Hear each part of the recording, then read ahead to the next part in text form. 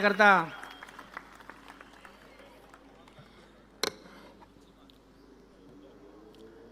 छत्रपती शिवराय हिंदू हृदय सम्राट शिवसेना प्रमुख माननीय बाळासाहेब ठाकरे आपल्या घटनेचे शिल्पकार भारतरत्न डॉक्टर बाबासाहेब आंबेडकर यांना अभिवादन करतो। महाविकास आघाडीचे सर्वच वरिष्ठ नेते त्याचबरोबर व्यासपीठावर उपस्थित असलेले या मतदारसंघाचे माजी खासदार शिवसेना नेते श्री विनायकजी राऊत, या जिल्ह्याचे माजी पालकमंत्री श्रीयुत मानेसाहेब, काँग्रेस पक्षाच्या नेत्या आणि माजी आमदार हुस्नबानू खलिफे मॅडम, राष्ट्रवादी काँग्रेस पक्षाचे नेते आणि माजी आमदार श्रीयुत रमेशराव कदम, व्यासपीठावर उपस्थित असलेली महाविकास आघाडीची सर्वच नेते मंडळी, पत्रकार मित्र, विधिमंडळात पत्रकार मित्र आणि मोठ्या संख्येने उपस्थित असलेल्या बांधवांनो, भगिनींनो आणि सहकारी मित्रांनो, 20 तारखेला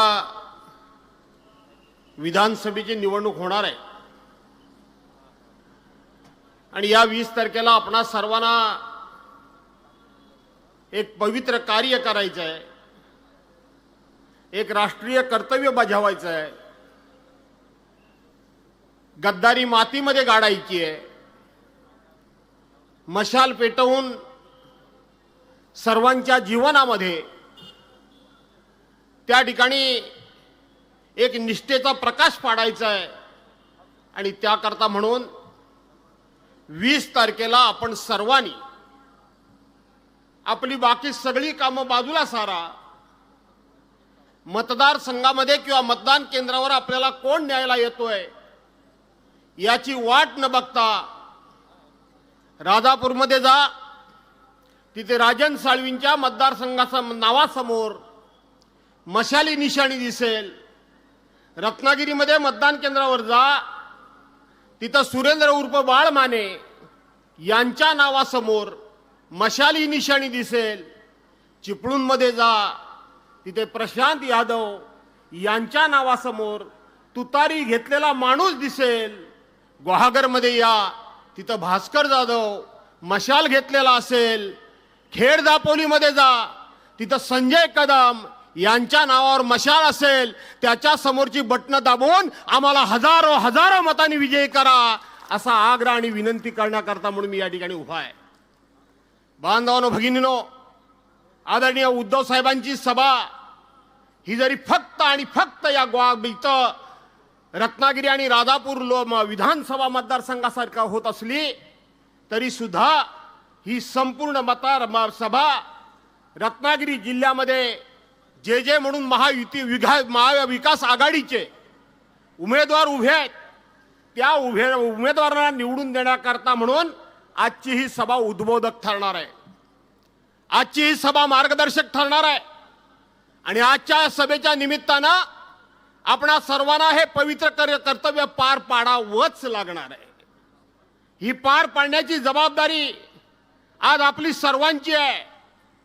मागच्या झालेल्या 2, 3, 4 महिन्यापूर्वी लोकसभेची निवडणूक झाली आणि या लोकसभेच्या निवडणुकीमध्ये एक आवाज दिला गेला की इस बार 400 पार, इस बार 400 पार।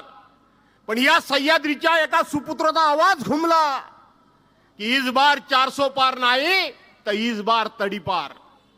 आणि तो आवाज होता पक्षप्रमुख उद्धव बाळासाहेब ठाकरे यांचा।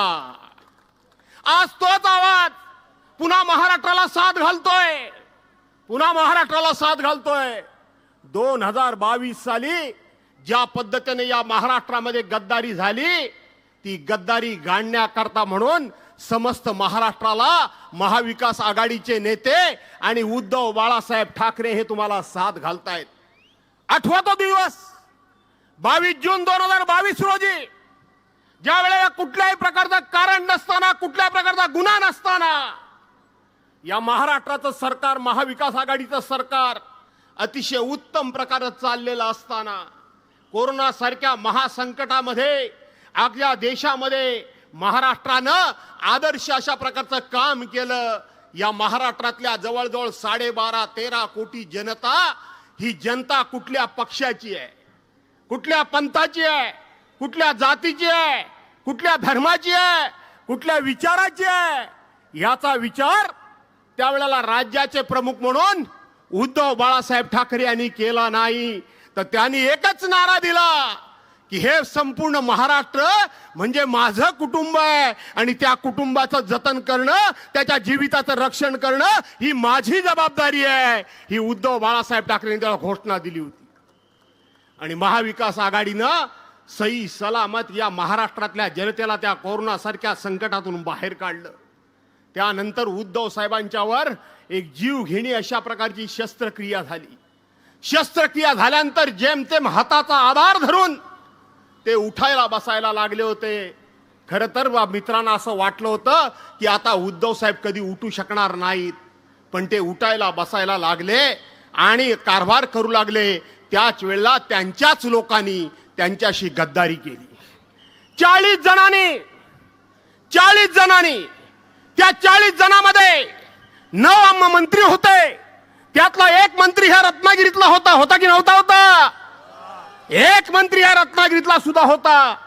अरे ज्यांना मंत्रीपद दिली तिकडे दीपक केसरकर असतील, नाहीतर इकडे उदय सामंत असतील. उदय सामंतांना मला प्रश्न विचारायचा आहे. आज उदय सामंत सकाळ संध्याकाळ उद्धव बाळासाहेब ठाकरेंच्यावर टीका करतात, आदित्य साहेबांच्यावर टीका करतात. ज्या वेळेला हे शिवसेनेमध्ये उद्धव साहेबांबरोबर होते, त्यांच्या मंत्रिमंडळामध्ये होते, त्यावेळेला त्यांच्यावर कधी जर सिंधुदुर्गातून वगैरे टीका झाली तर त्यावेळेला हे कधी उत्तर देत होते का?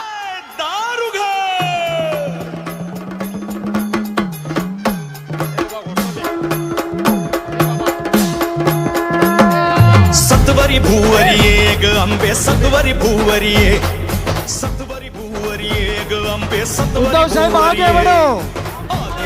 हिंदू हृदय सम्राट शिवसेना प्रमुख बाळासाहेब ठाकरे यांचा आदिमाये तू ये, आदि शक्ती तू ये, असुरांचा संहार. यानंतर उद्धव साहेब शिवप्रतिमेला पुष्पहार अर्पण करतील.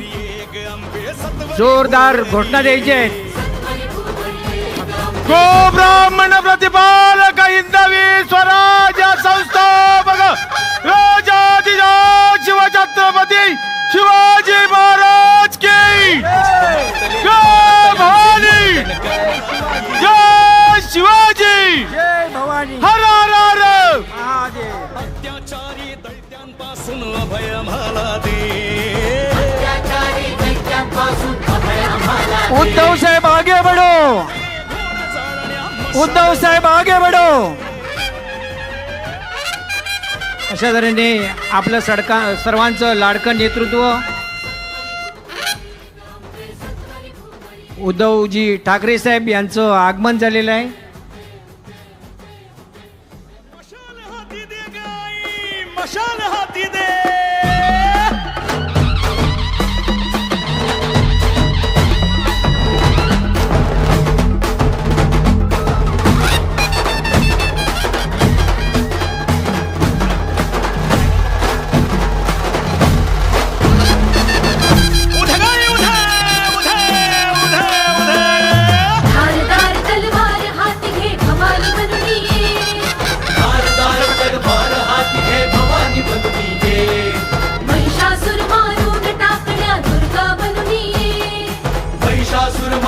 टाकण्या दुर्गा बनून ये, शुंभ निशुंभ विनाश करण्या जगदंबे तू ये. पाप वाढले घोर जाळण्या, मशाल हाती दे, मशाल हाती दे. सत्वरी भुवरी ये ग अंबे, सत्वरी भुवरी ये, सत्वरी भुवरी ये ग अंबे, सत्वरी भुवरी ये.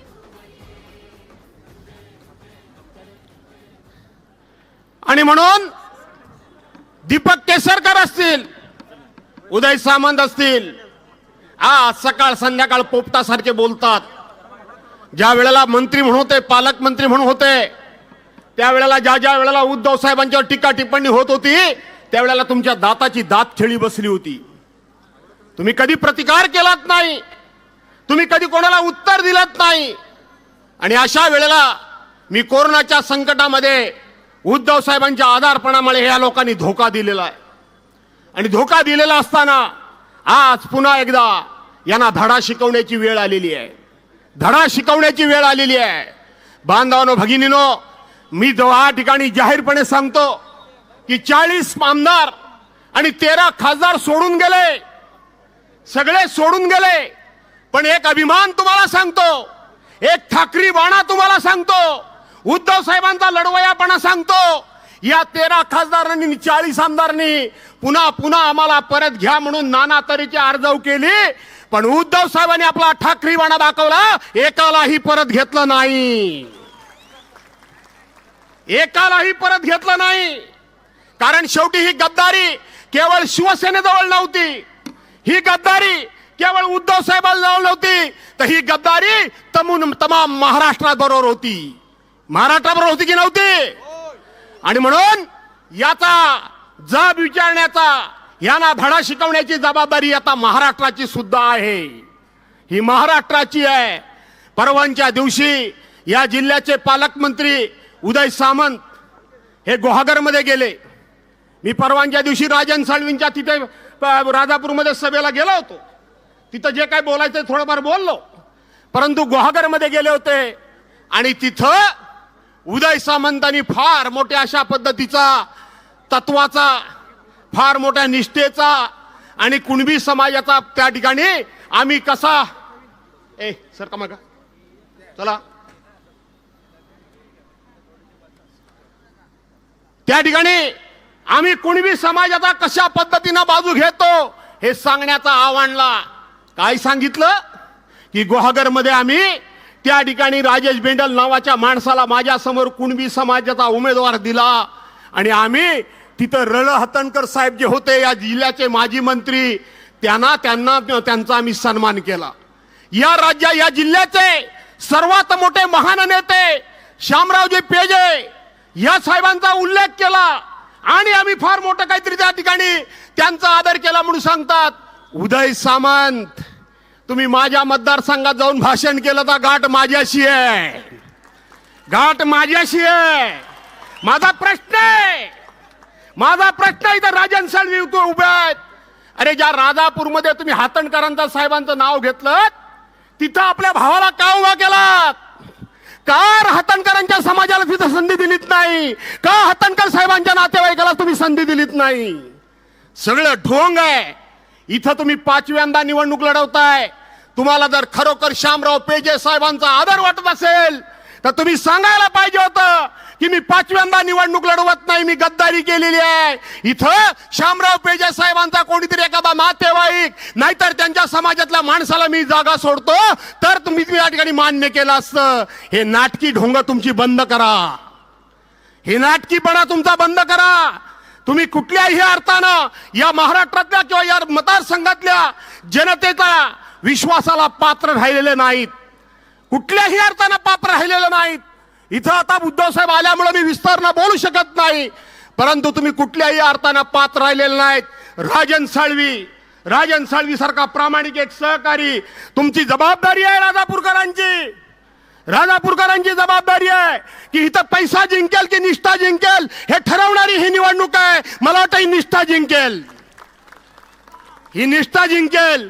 राहिला प्रश्न बाळमाने, उशीर केलात. उद्धव साहेबांचं तुमच्यावर मनापासून प्रेम पहिल्यापासूनच होतं. ते मला सारखे विचारायचे, बाळ काय म्हणतोय, बाळ काय म्हणतोय. म्हटलं बाळ रांगतोय, बाळ म्हटलं अजून रांगतोय. बाळासाहेब आणि भारतीय जनता पार्टीला मला नम्रपणे विनंती करायची आहे की आज 1989 साली शिवसेना आणि भाजपाची आमची युती झाली. आज ज्यांच्याबरोबर तुम्ही मैत्री केलीत त्यांनी तुम्हाला रत्नागिरी जिल्ह्यातून पार संपवून टाकलं, तुमची निशाणी संपवली. तुम्हाला एकही उमेदवार दिला नाही, एकही जागा तुम्हाला दिली नाही. पण हिंदुहृदय सम्राट शिवसेना प्रमुखांनी ज्या काळामध्ये शिवसेना एकदम टॉपला होती, त्यानंतर उद्धव साहेबांच्या कारकिर्दीमध्ये शिवसेना टॉपला होती, पण उद्धव साहेबांनी त्यावेळेला माननीय अटल बिहारी वाजपेयी साहेबांची भाजपा पाहिलेली आहे, लालकृष्ण अडवाणी साहेबांची भाजपा पाहिलेली आहे, प्रमोद महाजनांची भाजपा पाहिलेली आहे, विजयराजे शिंदेची भाजपा पाहिलेली आहे, सुषमा स्वराजांची भाजपा पाहिलेली आहे, मुरली मनोहर जोशी यांची भाजपा पाहिलेली आहे, गोपीनाथ मुंडेंची भाजपा पाहिलेली आहे आणि वसंतराव भागवतांची सुद्धा भाजपा पाहिलेली आहे. त्यामुळं सातत्यानं भाजपाचा आदर हा शिवसेना प्रमुख आणि उद्धव साहेबांनी कायम केला. आणि म्हणून यांच्यापेक्षा आम्ही तुम्हाला जवळचे आहोत, आम्ही तुम्हाला जवळचे आहोत. 1989 सालापासून तुमच्या प्रत्येक आंदोलनामध्ये आम्ही सगळे सहभागी झालेलो आहोत. आणि म्हणून काय असेल वरच्या लेवलला काय वाद झाले असतील ते विसरा आणि 5 ठिकाणी या ठिकाणी उद्धव साहेबांचे उमेदवार निवडून द्या असं कळकळीचं आव्हान तुम्हाला पण करून टाकतो, तुम्हाला पण करतो कळकळीचं आव्हान. उद्धव साहेबांचे उमेदवार निवडून द्या अशी विनंती करतो. बांधवांनो भगिनीनो, इथं बराच काही गोष्टी या ठिकाणी बोलण्यासारख्या आहेत, बोलू शकतो. मला वाटतं बाळासाहेबांनी जर बोलवलं, बंड्या साळवींनी बोलवलं, राजू माडकांनी जर मला बोलवलं काय येतोच रत्नागिरीत, सापच करून टाकतो. मला पण भारी खुजली असते, नायाशातला भाग नाही अजून, आणि म्हणून सापच करून टाकतो. राजन साळवी तुमच्याकडे येणारच आहे, मी कुठे गेले नाही बोलवलं तरी येणार आहे, मी खान जाऊन खरूच काढायला तिथं येणारच आहे मी. आणि म्हणून इथं शेवटचे फक्त दाता विनंती करतो, सगळ्या जाती धर्माचे लोक तुम्ही आहात. आज उद्धव साहेबांच्यावर सर्वांचा विश्वास आहे, सर्वांचा विश्वास आहे. विशेष करून उद्धव साहेबांचा विश्वास एवढ्या करताय की शेवटी उद्धव साहेबांनी आज जे काही सगळी भूमिका घेतलेली आहे, जी हिंदुत्वाची भूमिका घेतलेली आहे, ती प्रबोधनकार ठाकरे या साहेबांची त्यांनी भूमिका घेतलेली आहे आणि ती उभ्या महाराष्ट्रानं स्वीकारलेली आहे, सगळ्या जाती धर्माच्या लोकांनी स्वीकारलेली आहे. शिवसेना प्रमुखांचा उदार दृष्टिकोन हा सर्वांनी स्वीकारलेला आहे आणि राज्याचा मुख्यमंत्री म्हणून सर्वांना समान वागणूक कशी दिली जाते ते उद्धव साहेबांनी उभ्या महाराष्ट्राला दाखवून दिलेलं आहे. त्यामुळे त्यांच्यावर सर्वांचा विश्वास आहे. आणि म्हणून संजय कदम असतील, आज एका बलाढ्य ताकदीसमोर लढतायत. माझी काय काळजी करू नका, माझी काळजी वाटते काय तुम्हाला? कोणालाही उभा करू द्या, असा लोलवतो ना की पुन्हा आयुष्यात कधी उभाच राहणार नाही, असंच करून टाकतो.